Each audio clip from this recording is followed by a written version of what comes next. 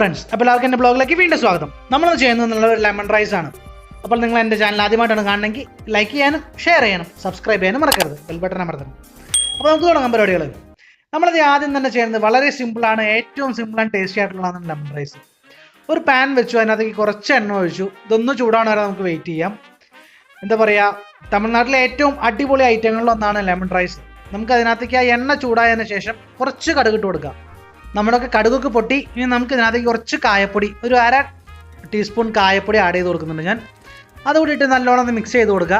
ആ കായപ്പൊടിയൊക്കെ അതിനകത്തേക്ക് ഒന്ന് ചേർന്നതിന് ശേഷം ഇനി നമുക്ക് ഇതിനകത്തേക്ക് വേണ്ടത് ഉഴുന്നുപരിപ്പ് വേണം, അതേപോലെ തന്നെ നോർമൽ പരിപ്പും വേണം.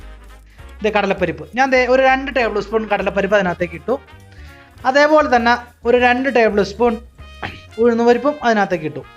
നമുക്ക് വന്നിട്ട് തീ അധികം വെക്കരുത്, ലൈറ്റ് തീ വെച്ചാൽ മതി. നല്ലോണം ഒന്ന് മിക്സ് ചെയ്ത് കൊടുക്കുക. ഒരു ഗോൾഡൻ ബ്രൗൺ കളർ ആവുന്നവരെ നമുക്കിത് വെയിറ്റ് ചെയ്യാം. നമ്മുടെ ഐറ്റം ഏകദേശം റെഡി ആയിട്ടുണ്ട്. ഇനി നമുക്ക് ഇതിനകത്തേക്ക് കാഷ്നട്ട് ആഡ് ചെയ്തു. അതേപോലെ തന്നെ നല്ല കപ്പലണ്ടി ഒരു പിടി ഞാൻ ആഡ് ചെയ്തു. ഇതാണ് നിങ്ങൾക്ക് ആവശ്യത്തിനനുസരിച്ചാണ്. ഒരു പിടി ഞാൻ അത്രയാണ് എടുത്തിരിക്കുന്നത്, കാരണം ഇതെല്ലാം നല്ല ടേസ്റ്റാണ്. നമുക്കിതൊന്ന് വറുത്തെടുക്കാം. അതിനകത്തോട്ട് നമുക്കൊന്നൊരു ബ്രൗൺ കളർ ആവുന്നവരെ ഇതും നമുക്കൊന്ന് വറുത്തിട്ടെടുക്കണം. നമ്മുടെ ഐറ്റം ഏകദേശം റെഡിയായി. നമുക്ക് ഇതിനകത്തേക്ക് ഒരു 3 പച്ചമുളക് ഞാൻ നടുവ് ഇട്ടിട്ടുണ്ട്.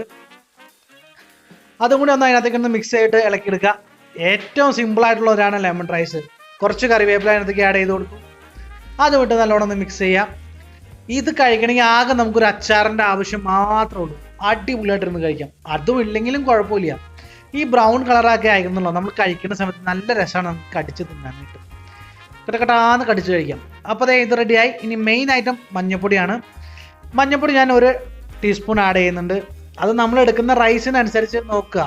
ഞാനിപ്പോൾ ഒരു 100 ഗ്രാമാണ് അരി എടുത്തിരിക്കുന്നത്. അത്രത്തിന് ഞാൻ ഒരു 1 ടീസ്പൂൺ മഞ്ഞൾപ്പൊടി ഇട്ടിട്ടുള്ളൂ. ഇനി നമ്മളിപ്പോൾ ലെമൺ ആണ് ഒഴിച്ചത്. ഈ ലെമൺ ഒഴിക്കുന്നതിന് മുമ്പായിട്ട് നമുക്ക് ഗ്യാസ് ഓഫ് ചെയ്യണം. ഗ്യാസ് ഓഫ് ചെയ്തതിന് ശേഷം മാത്രമേ ലെമൺ ജ്യൂസ് ഒഴിക്കാൻ പാടുള്ളൂ. അത് കുറച്ചൊന്ന് പതുക്കെ പിഴിഞ്ഞാൽ മതി. നമ്മൾ കൊല്ലമാതിരി പിഴിഞ്ഞെടുക്കണ്ട. ആവശ്യത്തിന് ഉപ്പ് ഇട്ട് നമുക്കൊന്ന് നല്ലോണം മിക്സ് ചെയ്യാം.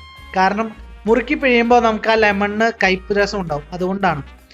അപ്പോൾ ഉപ്പൊക്കെ ഒന്ന് നോക്കി, ഇനി ആവശ്യത്തിന് ഉപ്പ് വേണമെങ്കിൽ ഉപ്പ് ആഡ് ചെയ്യാം. അതിനുശേഷം നമ്മൾ വേവിച്ച് വെച്ചാൽ ചോറ് നമുക്ക് ആഡ് ചെയ്യും. നമുക്ക് ഇതിനകത്ത് എന്ത് വേണമെങ്കിലും യൂസ് ചെയ്യാം. ബസുമതി അരി ആണെങ്കിൽ യൂസ് ചെയ്യാം, നോർമൽ അരി ചോറാണെങ്കിൽ യൂസ് ചെയ്യാം.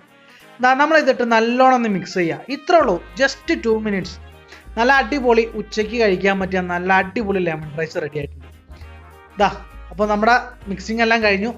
നിങ്ങളെൻ്റെ ചാനൽ ആദ്യമായിട്ടാണ് കാണണമെങ്കിൽ ലൈക്ക് ചെയ്യാനും ഷെയർ ചെയ്യാനും സബ്സ്ക്രൈബ് ചെയ്യാനും മറക്കരുത്. ഞാനത് കഴിക്കട്ടെ. ഒരു അച്ചാർ മാത്രം മതി, പൊളിക്കും. അത്രയ്ക്ക് ടേസ്റ്റാണ് സാധനം. അപ്പോൾ എല്ലാവരും സേഫായിട്ട് വീട്ടിൽ തന്നെ ഇരിക്കുക. Bye bye.